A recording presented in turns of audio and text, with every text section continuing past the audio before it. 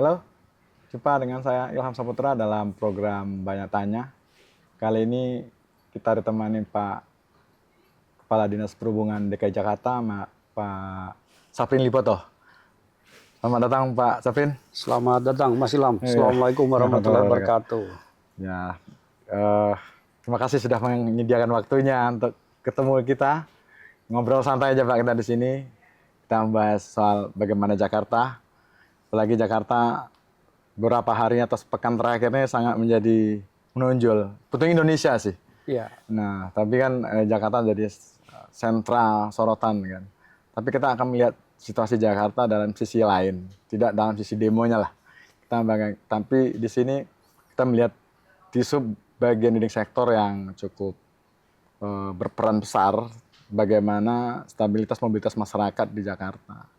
Jadi gimana Pak Safrin, selama sejak tanggal 25 sampai sekarang situasi lalu lintas kita, transportasi bagaimana Pak?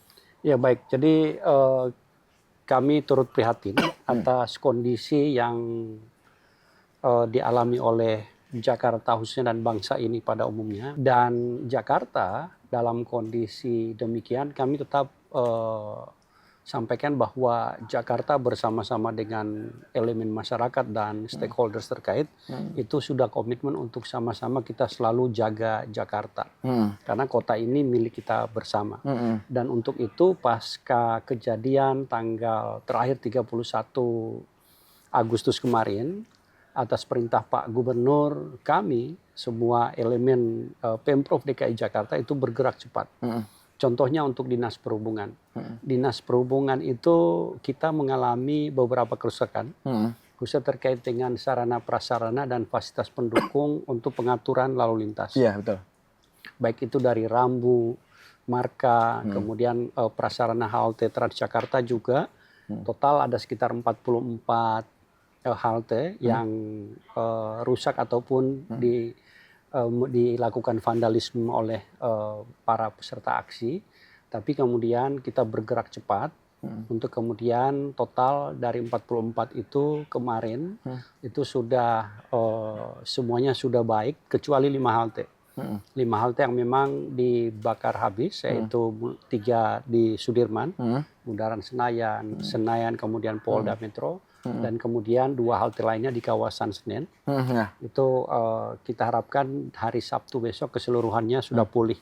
Di sisi lain juga kami mengalami kerusakan pada lampu pengatur lalu lintas, traffic light, itu di 18 simpang. 18 simpang pasca 31 itu kami terus melakukan upaya perbaikan. Dan terakhir per tanggal 2 September kemarin, secara keseluruhan pukul 13.00 seluruh lampu lalu lintas itu sudah menyala normal, berfungsi normal.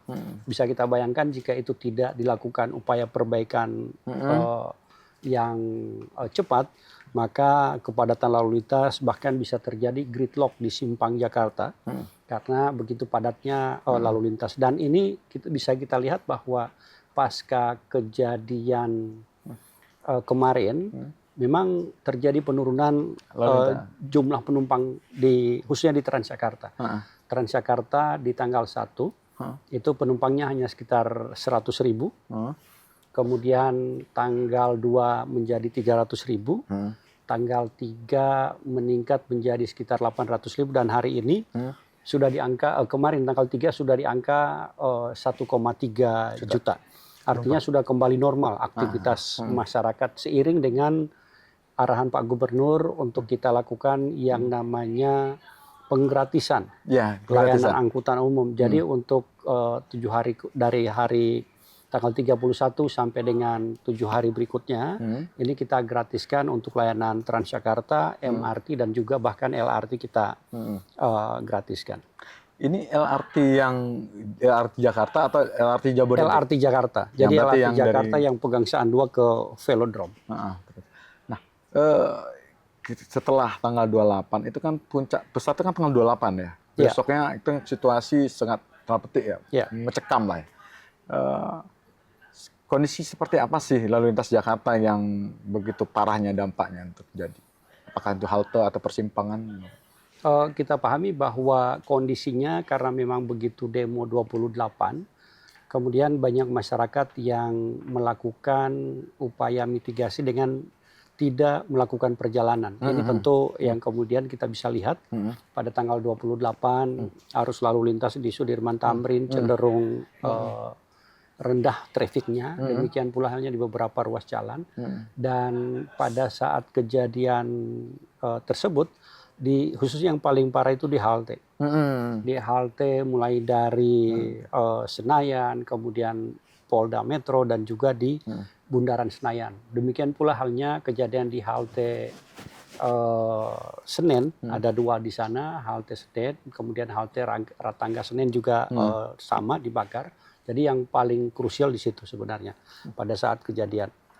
Sehari setelah itu kan terjadi upaya, kondisinya sekarang halte itu bisa dioperasionalkan secara standar atau perlu nanti renovasi, revitalisasi lagi yang parah ini? Ya, tentu untuk halte Senen itu nanti rencana hari Sabtu akan dioperasionalkan, tetapi memang dia tidak akan integrasinya tidak akan terhubung dengan JPO, karena kita tahu JPO juga termasuk prasarana yang rusak parah. Oleh sebab itu, upaya mitigasi kami adalah disiapkan namanya shuttle bus.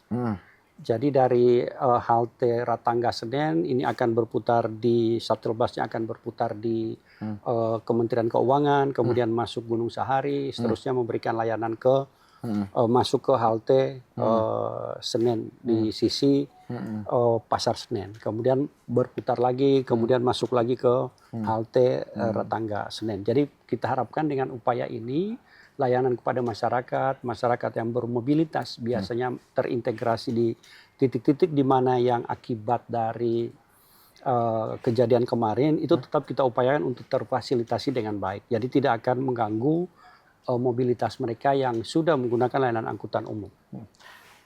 Itu relatif terjadi di kawasan pusat sama selatan ya Pak, dominan ya Pak? Ya, seperti itu. Kalau yang wilayah utara, walaupun ada kejadian juga, ada dampak juga di situ? Lebih banyak di pusat dan selatan. Selatan. Terus dengan sarana prasarana lain seperti beton barrier juga banyak yang berpindah, itu kan menjadi bagian dari rekayasa lalu lintas di Dishub juga. Ya, beberapa water barrier kami juga dibakar. Juga water barrier, stick Trafficon itu juga dibakar oleh massa, dan tentu kami segera melakukan upaya perbaikan dan kita harapkan dalam waktu yang tidak terlalu lama kemudian itu bisa kita lakukan penggantian. Untuk water barrier tentu cadangan kita langsung siapkan sehingga pengaturan lalu lintas pasca kejadian tetap kita bisa optimalkan. Jadi intinya Jakarta berusaha untuk segera melakukan recovery di seluruh kegiatan yang ada, dan kemudian bisa kita lihat Pak Gubernur segera mengumumkan bahwa Jakarta aman dan situasi berjalan sebagaimana biasanya. Kalau melihat dari sekarang ini situasi yang sudah cenderung cooling down ya, sudah mulai normal. Sekarang untuk situasi lalu lintas kita bagaimana? Baik untuk angkutan umum maupun angkutan pribadi Pak? Ya, sebagaimana kita ketahui bahwa saat ini untuk lalu lintas di Jakarta, karena masih banyak swasta yang menerapkan pola work from home, sehingga cenderung belum memasuki peaknya, waktu sibuknya. Tetapi masih di bawah itu. Tapi untuk sisi angkutan umum, sebagaimana tadi saya sampaikan kemarin pada hari Rabu, total pelanggan Transjakarta itu sudah mencapai bahkan 1,3. 1,3 juta ini sudah hampir sama dengan kondisi sebelum kejadian demo kemarin. Artinya aktivitas masyarakat sudah kembali normal, dan tentu kita harapkan bahwa masyarakat yang ada di Jakarta maupun Jabodetabek umumnya itu kembali beraktivitas seperti biasa, sehingga pergerakan dan pertumbuhan ekonomi kita kembali normal dan kita siap untuk menyongsong Indonesia maju ke depannya. Dengan menggratiskan tarif angkutan umum di baik MRT, Transjakarta, yang selama sepekan ini ya, itu berarti kan menimbulkan tambahan subsidi juga, itu bagaimana? Dari hasil perhitungan kami bahwa penggratisan layanan angkutan umum itu tidak akan terkoreksi dari sisi PSO. PSO. Jadi PSO yang ada itu masih mencukupi untuk menutup itu. Tentu kita berupaya untuk tetap memberikan layanan terbaik. Kenapa kemudian ini kita gratiskan? Sebagaimana kita ketahui bahwa dalam memberikan layanan angkutan umum massal, Pak Gubernur itu sudah berjanji kepada masyarakat bahwa untuk seluruh layanan angkutan umum massal di Jakarta itu ada standar pelayanan minimumnya. Ada peraturan Gubernur nomor 2 tahun 2024 tentang standar pelayanan minimal untuk layanan Transjakarta, MRT dan LRT. Jadi pedomannya di sana. Begitu ada entrance-nya layanan MRT yang kemudian rusak, ada halte Transjakarta yang kemudian tidak bisa dioptimalkan, tentu standar pelayanan itu tidak akan bisa tercapai. Sebagai kompensasi dari itu semuanya, Pak Gubernur menyatakan, oke, kita gratiskan semuanya, yang penting adalah aktivitas masyarakat tetap terfasilitasi dengan baik. Walaupun di beberapa stasiun MRT, di beberapa halte Transjakarta, sampai dengan saat ini belum bisa difungsikan karena ada kerusakan, kita terus bekerja. Yang tadi saya sampaikan, mudah-mudahan pada hari Sabtu besok keseluruhannya sudah berfungsi untuk halte Transjakarta, untuk bisa kemudian dilayani oleh bus-bus Transjakarta. Ya, itu kita bicara soal situasi yang sepekan belakangan yang terjadi di Jakarta. Sebetulnya Jakarta itu kan tidak kita lihat hanya situasi sepekan ini. Bahkan Jakarta itu kita melihat dari sekian tahun yang lalu ke sekian ke depan. Isu Jakarta itu kan tidak lepas dari kemacetan, Pak. Ya. Nah, isunya itu bagaimana memindahkan, setiap era gubernur itu selalu isu yang berkembang itu aja kan. Bagaimana memindahkan mobilitas masyarakat dari kendaraan angkutan pribadi ke angkutan umum. Nah, sejauh ini upaya Pemprov DKI Jakarta menggiring masyarakat Jakarta dan Bodebek untuk masuk mengoptimalkan angkutan umum seperti apa, Pak? Ya, baik, sebagaimana kita ketahui bahwa untuk melakukan upaya shifting pengguna kendaraan pribadi ke layanan angkutan umum, pemerintah Provinsi DKI Jakarta telah melakukan berbagai upaya. Jadi yang pertama adalah kita melakukan perubahan paradigma penanganan permasalahan yang semula dari car oriented development, pergerakan atau pembangunan lebih berorientasi pada penggunaan kendaraan pribadi, menjadi transit oriented development. Jadi pembangunan itu harus berorientasi pada sistem transit.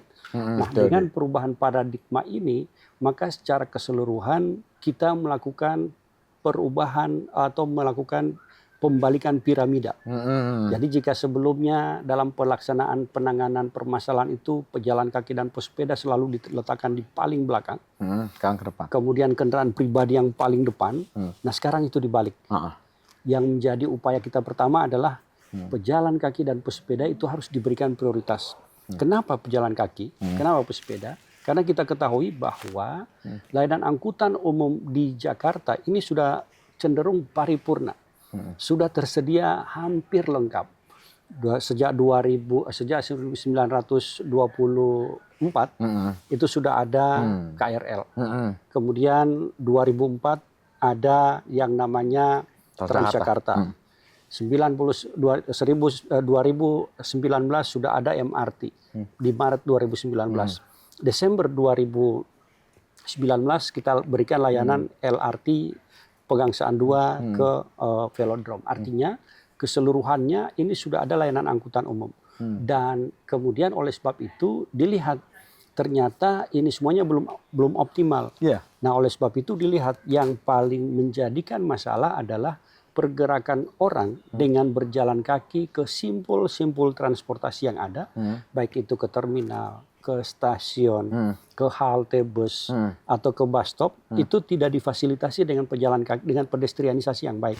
Nah, oleh sebab itu diletakkan di awal, kemudian ini dituntaskan. Setelah fasilitas ini tersedia, otomatis integrasi yang dilakukan dari sisi penyediaan layanan first and last mile sudah ada. Nah, yang kedua adalah yang dilakukan oleh pemerintah Provinsi DKI Jakarta adalah mengintegrasikan seluruh layanan angkutan umum massal yang ada. Sudah ada Transjakarta, MRT, LRT, KRL, tetapi pada saat itu belum diintegrasikan secara utuh. Nah, ini kita integrasikan dengan cara untuk stasiun KRL diintegrasikan dengan Dengan layanan Transjakarta. angkutan Transjakarta dan angkutan para transitnya. Jadi jangan dilihat bahwa hanya layanan Transjakarta dan KRL yang ada di stasiun, tetapi di sana ada angkutan para transit. Siapa itu? Ada ojol, ada rekan-rekan pengemudi mikrotrans, ada pengemudi taksi. Keseluruhannya difasilitasi dan ditata sedemikian sehingga terjadi pergerakan menerus dari angkutan umum massal tadi, KRL turun di stasiun, dia bisa memilih untuk melanjutkan dengan Transjakarta, melanjutkan dengan mikrotrans, melanjutkan dengan angkot misalnya, atau angkutan para transit lainnya, ojek ataupun ojol dalam hal ini. Nah, ini yang dilakukan untuk kawasan stasiun. Sekarang kita sudah ada penataan di 12 kawasan stasiun. Kemudian berikutnya juga diintegrasikan secara utuh. Dulu kita tahu bahwa ada pembangunan koridor 13 dari Puri Beta ke Mampang. Mampang ya. Di bawahnya dibangun MRT dari Lebak Bulus ke Bundaran HI. Ya, itu dari Itu tim. crossing di ASEAN. Itu di sana tidak ada integrasi yang utuh terjadi. Iya sempat. Ya. Orang dari koridor 13 turun itu harus ke jalan dulu. Jalan, kemudian dia nyebrang jalan menuju ke entrance MRT, kemudian naik. Naik baru masuk ke stasiun. Nah, ini sekarang sudah diintegrasikan secara utuh. Jadi pola-pola ini yang dilakukan agar terjadi perubahan. Perubahan dari orang yang tadinya menggunakan kendaraan pribadi, dipermudah menjangkau simpul-simpul transportasi, dipermudah untuk berpindah di moda-moda transportasi, dan kemudian mereka mudah untuk menggunakan itu semuanya. Sehingga terjadi shifting ke public transport. Yang ketiga, tentu kita pahami bahwa problematika kemacetan lalu lintas Jakarta itu tidak hanya bagaimana melakukan pengaturan mobilitas orang, tapi bagaimana kita melakukan upaya peningkatan kualitas lingkungan Jakarta. Karena harus dipikirkan bahwa Jakarta ini kita harus kelola secara baik, sehingga kota ini harusnya baik bukan hanya untuk kita, tapi harus juga kita persiapkan untuk anak cucu kita kelak. Maka program yang ketiga adalah bagaimana layanan angkutan umum atau transportasi di Jakarta itu ramah lingkungan. Maka Jakarta mendorong untuk penggunaan energi terbarukan untuk layanan Transjakarta di awal. Jadi sekarang sudah ada bus listrik kita operasionalkan. Sekarang sudah 370 unit bus listrik dioperasionalkan, dan dalam waktu dekat sampai dengan akhir tahun ini kita targetkan paling tidak ada 500 unit bus listrik. Jadi moda layanan ini terus kita integrasikan dengan pola layanan angkutan yang menggunakan renewable energy. Yang keempat baru yang namanya tadi piramidanya dibalik. Yang keempat baru kendaraan pribadi. Nah, kendaraan pribadi ini yang dulu diberikan insentif begitu masifnya, di setiap bangunan yang akan dibangun dipersyaratkan harus menyediakan ruang parkir minimal. Artinya ruang parkirnya sebanyak-banyaknya disiapkan oleh si pengembang. Sehingga semua mobil akan masuk ke gedung itu. Nah, sekarang yang kita lakukan adalah kendaraan pribadi diberikan disinsentif. Disinsentifnya berupa apa? Yang mau bangun gedung, kalau dia di layanan angkutan umum, maka di situ dipersyaratkan lokasi parkirnya jumlahnya minimal. Jumlahnya maksimal, tidak boleh lebih banyak dari seperti biasanya. Jadi ada persyaratan sehingga tidak banyak ruang parkir yang disiapkan untuk kendaraan pribadi. Orang ke sana gunakan angkutan umum yang sudah ada di sana. Kemudian gedung bisa dibangun lebih tinggi daripada biasanya karena dia sudah mendapatkan prinsip transit oriented development. Yang ketiga tentu untuk menekan ini kita lakukan yang namanya pembatasan dan pengendalian lalu lintas. Pembatasan sekarang kita sudah ganjil genap di 25 ruas jalan. Di sisi lain kita juga akan melakukan yang namanya pengelolaan parkir itu yang dulu sebagai instrumen APBD atau pendapatan asli daerah, saat ini dibalik. Untuk pengelolaan perparkiran di Jakarta itu tidak lagi menjadi instrumen APBD atau PAD, pendapatan asli daerah, tetapi menjadi instrumen pengendalian lalu lintas. Maka di beberapa kawasan jalan di sana ditetapkan bahwa dilarang parkir. Anda parkir, kita lakukan penderekan. Karena itu bagian dari parkir sebagai instrumen pengendalian lalu lintas. Dengan upaya ini kita harapkan untuk prinsip penerapan pindahan shifting dari kendaraan pribadi ke angkutan umum bisa kita capai. Atau secara garis besar itu dari bukunya disebut adalah push and pull strategi. Ya. Eh, dulu itu 10 tahun yang lalu tuh ada strategi Jakarta tuh dengan konsep parkir meter. Yang Ya. itu ada di Sabang dan di Palatehan. Ya. Nah, sekarang ini situasinya kayak udah tidak ada. Itu bagaimana, Pak? Jadi memang parkir meter atau kita kenal dengan terminal parkir elektronik ini dulu 2014 dikembangkan pada sekitar 30 ruas jalan di Jakarta. Dengan jumlah keseluruhannya sekitar 201 unit tempat terminal parkir elektronik dipasang. Tapi dalam prosesnya 2016 ternyata itu ada kendala. Antara investor dengan vendor ini ada miss, komunikasi mereka putus, sehingga kita tidak mampu lagi untuk melakukan pemeliharaan terhadap TPE ini, parkir meter ini. Nah, oleh sebab itu sekarang di beberapa lokasi parkir meternya sudah tidak berfungsi. Upaya kita adalah tentu kembali lagi kita lakukan penggantian, tetapi di era digitalisasi saat ini yang dilakukan oleh Dinas Perhubungan tidak mendorong kembali parkir meternya. Yang kita lakukan adalah kita mendigitalisasi perparkiran. Jadi sekarang di Sub DKI melalui UP Parkir kita bangun yang namanya Jak Parkir.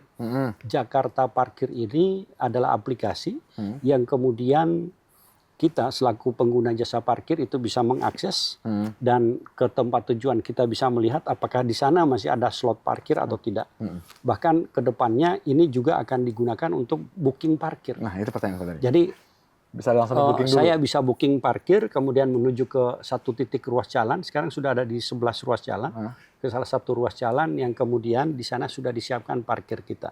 Itu konsepnya parkir jalan ya, bukan parkir gedung. On street parkir, Ya, on street parkir di ya? pinggir jalan. Yang jalan, bukan dan gedung kan Ya, udah jelas tuh. kalau pakai gedung sudah pihak jelas ketiga ya, ya, pihak swasta. ketiga pelaksananya. Kalau ini berarti juga melibatkan pihak ketiga juga nggak yang Iya, ada booking? pengembangan teknologi di sana dan itu tentu ada pengembang yang vendor yang melakukan pengembangan teknologinya untuk kemudian kita terapkan. Rekayasa lalu lintas di Jakarta itu Pak relatif selalu berkembang ya. Kalau nggak kita bilang berubah, berkembang lah. Ya. Kayak Sabang dulu tuh mana yang dibuang dan Wahid Hasim sedulunya tidak ada dua arah, sekarang ada satu arah. Nah, seperti apa sekarang rekayasa lalu lintas yang begitu kredit di titik mana aja Pak?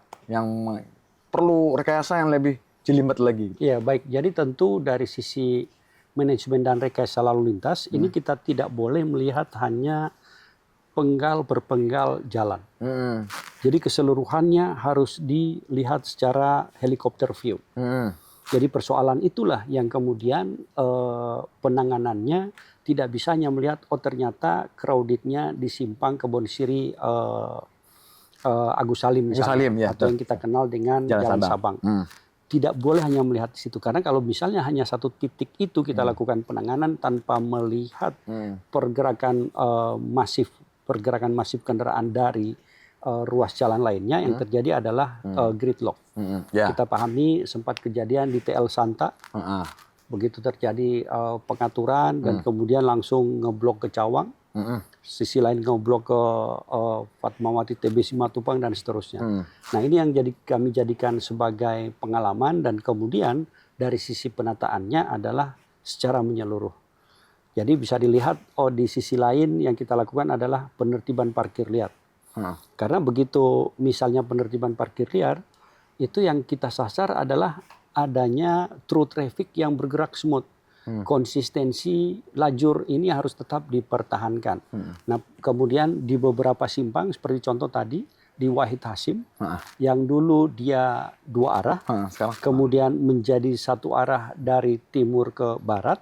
Ini juga karena melihat potensi mobilitas warga dari arah timur di jalan tersebut. Kita kenal ada stasiun. Iya, dari stasiun Gondang Dia. Ya. Kemudian ada yang dari kawasan Cemara itu bergerak ke timur cukup masif. Sehingga jika kita tidak pertahankan dua lajur, maka ini akan gridlock di sisi sana dan di sisi TL Cemara kita kenal dan kemudian itu bisa ke Samratulangi dan lain sebagainya di kawasan itu. Bahkan bisa jadi ke Tauku Umar kita kenal itu merupakan kawasan yang terbatas dan oleh sebab itu dilakukan manajemen rekayasa lalu lintas sehingga pergerakannya menjadi smooth, yang akan berbelok ke arah Agus Salim sisi selatan bisa langsung bergerak, demikian pula halnya yang dari arah sisi Agus Salim timur mau bergerak ke utara juga langsung masuk atau yang kita kenal dengan Jalan Sabang. Sehingga di sana menjadi lebih lancar trafiknya. Tadi Bapak ngomong soal jalan TB Simatupang. Itu kan kemarin sempat ada sorotan juga di Simatupang. Pak, karena terlalu sampai di media sosial itu rame ya. Ya. Ini kok lama di jalan ini. Gimana tanggapannya Pak? Ya, kita pahami TB Simatupang pada saat jaringan jalan tol dibangun terdapat inkonsistensi lajur di sana. Beberapa titik seperti contoh di exit tol kilometer 21 yang keluar Cipete Pondok Labu. Di sana dari arah timur ke barat itu mulai dari Sibis itu 3 lajur. Begitu masuk ke SPBU Sel itu menjadi 2 lajur. 2 lajur besar, kemudian masuk ke salah satu APM motor atau mobil di situ, kemudian menjadi 2 lajur. Itu sampai dengan di pintu tol. Ini artinya jika pergerakan masif dari sisi timur, maka itu menjadi bottleneck. Itu sudah terjadi lama. Kemudian ini semakin diperparah dengan adanya pekerjaan konstruksi. Di sana saat ini ada 4 pekerjaan yang bersamaan. Jadi mulai dari timur, dari Pasar Minggu sampai dengan Ampera, itu ada pekerjaan yang namanya peningkatan kapasitas pipanisasi air. Itu oleh PD Pamjaya. Kemudian dari Ampera sampai dengan ke Sibis ini, sampai dengan ke Sel, itu ada pekerjaan yang namanya peningkatan IPAL. Paljaya, oleh Paljaya. Setelah itu di situ ada pekerjaan teman-teman pipanisasi Pertagas. Di ujung di simpang TB Simatupang Fatmawati ke RA Kartini, itu sekarang ada pekerjaan complete street oleh Dinas Bina Marga. Jadi bisa dibayangkan di satu ruas ada 4 proyek yang kemudian ini harus kami lakukan manajemen dan rekayasa lalu lintas. Nah, oleh sebab itu yang dilakukan oleh Dinas Perhubungan adalah memberikan masukan ke pelaksana proyek untuk tetap menjaga konsistensi lajur. Tetapi memang di beberapa titik ini tidak bisa dilakukan. Kenapa? Seperti contoh di Sibis Park, di sana begitu ada PIT 4 untuk pelaksanaan IPAL, Paljaya, itu mau tidak mau menggunakan salah satu lajur di sisi kanan. Sehingga yang tersedia adalah tinggal 1 lajur di sisi kiri. Di sisi selatannya TB Simatupang. Nah, setelah dilihat bahwa karena di sana itu ternyata beda level antara jalan dengan lahan milik milik masyarakat, itu beda level. Sehingga jika ini dilakukan detour atau penambahan lajur untuk menjaga konsistensi lajur tidak memungkinkan. Karena sudah beda level. Dikhawatirkan yang terjadi adalah justru musibah longsor, dan kita paham begitu kendaraan berat lewat, ini bisa berbahaya buat masyarakat. Nah, oleh sebab itu yang kami himbau adalah masyarakat mengurangi perjalanan melintasi jalan tersebut apabila memang tidak menuju ke lokasi-lokasi yang ada di kawasan itu. Silahkan memilih jalur alternatif. Dan kemudian kami lebih mendorong masyarakat untuk menggunakan layanan angkutan umum. Dan sekarang memang kita sudah menempatkan petugas 1 kali 24 jam. Jadi dari pihak pelaksana proyek itu menempatkan petugas flagmannya. Kemudian dari petugas Dinas Perhubungan dan juga kepolisian sudah bersama-sama menempatkan jajaran untuk kemudian mengatur lalu lintas lebih smooth di kawasan itu. Apa namanya Pak? Jakarta tuh hampir tiap hari ada pekerjaan lagi. Itu tadi yang di TB Simatupang. Di Manggarai dengan proyek LRT kita kan juga lagi berlanjut ya. Ya. Nah, itu kan juga jadi sumber macet juga. Mungkin bagi sebagian orang Jakarta yang sudah berdamai dengan kemacetan nggak masalah. Bagi orang kan yang datang ke Jakarta ini tidak semua orang Jakarta kan. Banyak juga. Itu memitigasi macetnya dari arah Rawamangun sampai ke Pramuka sampai ke Manggarai itu bagaimana Pak? Jadi yang kami lakukan memang tadi pola rekayasa lalu lintas adalah dengan kita menjaga konsistensi lajur. Sehingga jika dia 2 lajur, jika terkena dampak proyek, maka di lajur tersebut ada pelebaran atau detour istilahnya, sehingga tetap bisa dilalui oleh 2 kendaraan sekaligus bersama beriringan. Dan ini yang terus dilakukan. Dan dengan upaya ini di dalam pelaksanaan pembangunan LRT Velodrome Manggarai ini alhamdulillah sudah berjalan cukup smooth, kecuali di ujung nantinya di Manggarai. Di Manggarai, memang Itu di Manggarai banget. itu jalan tambak itu kami lakukan buka tutup sekarang dengan harapan pergerakan lebih smooth karena di jalan memang jalannya dua, jadi 2 lajur 2 arah, jadi tentu berat dan oleh sebab itu dengan upaya ini di sana lebih lancar saat ini. Selain itu tentu kita juga di beberapa simpang yang ada kita menerapkan yang namanya Intelligent Traffic Control System. Nah ya. Nah, Intelligent Traffic Control System ini di mana pengaturan waktu hijaunya itu diatur secara real time sesuai dengan kebutuhan. Jadi dia adaptif sifatnya. Jadi adaptif dalam artian begitu salah satu kaki persimpangan trafiknya padat, maka otomatis si sistem itu akan memberikan waktu hijau lebih kepada si kaki persimpangan yang padat tadi, sehingga dia akan lebih smooth pergerakannya dan tidak ada antrian. Jadi itu secara langsung, dan ini tentu lebih memperlancar arus lalu lintas, termasuk tadi yang di simpang Fatmawati. Fatmawati TB Simatupang sekarang juga sudah dipasang itu. Jadi pergerakan dari timur ke barat, kemudian selatan ke utara, Fatmawati ke Fatmawati ataupun sebaliknya, ini dengan pengaturan ini lebih smooth, lebih lancar. Kemarin kan juga ada program dikerjasamakan dengan Polda Metro, Pak, yang soal yang berbasis AI itu ya. Itu yang seperti apa, Pak? Jadi Intelligent Traffic Control System ini sekarang kita sudah tempatkan di 65 simpang di Jakarta. Nah, dalam sistem ini ada 4 subsistem. Yang pertama itu front end. Nah, front end ini dilengkapi dengan 3 kamera, jadi bukan satu saja, tapi 3 kamera. Pertama itu adalah kamera ANPR. ANPR ini adalah kamera untuk analitik number plate recognition. Jadi dia akan melihat plat nomor seluruh kendaraan yang melintas di persimpangan itu secara real time. Yang kedua ada kamera Viero. Kamera Viero ini melihat dari okupansi dari seluruh pergerakan di persimpangan. Jadi kendaraannya berapa jumlah penumpangnya, motornya berapa, itu semuanya akan di real time dilihat oleh kamera Viero. Yang berikutnya ada kamera Fisheye. Nah, kamera Fisheye ini memperluas jangkauan dari seluruh kamera. Sehingga radius 100 meter dari persimpangan itu bisa di-capture oleh si sistem. Ini yang di front end. Kemudian ada subsistemnya mid end. Di mid end ini semacam box controller kita. Di situ ada panel controller. Kemudian dilengkapi dengan Viero AI. Juga ada yang namanya sistem untuk melakukan pengolahan data. Ini berbasis dengan untuk kepentingan yang kepolisian juga, untuk law enforcement. Law enforcement ke depannya. Jadi setelah ini terhubung dengan back end kita. Nah, dengan kepolisian tentu kita harapkan kamera kita kan sudah memotret plat number.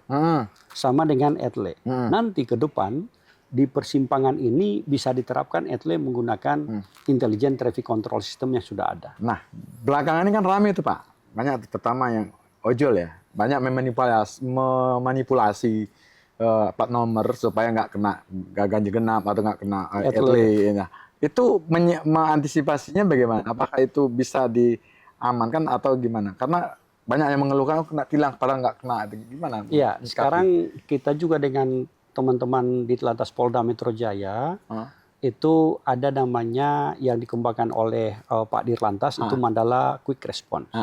Mandala Quick Response ini ada satu sistem yang kemudian kita bisa monitor seluruh kamera yang ada di Jakarta.